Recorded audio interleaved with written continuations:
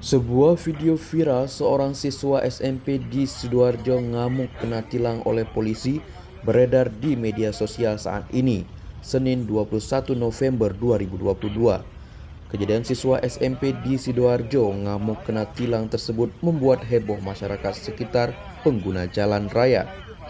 Bahkan, dalam video yang diunggah oleh Ahmad Syahroni pada akun Instagramnya, memperlihatkan adegan siswa SMP di Sidoarjo ngamuk kena tilang dan hampir memukul pihak kepolisian.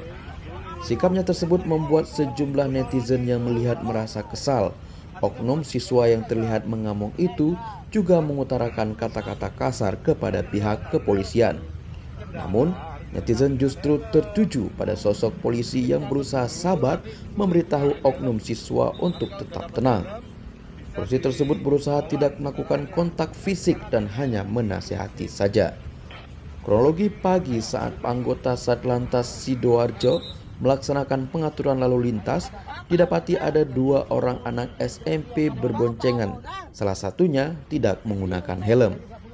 Akhirnya anggota yang bertugas memberi himbauan untuk memakai helm. Namun, anak tersebut malah marah dan emosi ketika diberikan himbauan. Setelah itu anggota juga merekam kejadian tersebut untuk dokumentasi ke pimpinan. Anak itu malah marah dan menentang anggota yang merekam. Tak lama kemudian, guru sekolahnya datang untuk menjemput dan meminta ia berjanji untuk tidak mengulangi lagi. Sekolah kan sudah ngasih aturan gitu.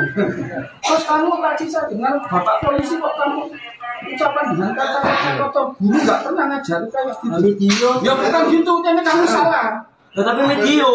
Ini loh. Udah mulai.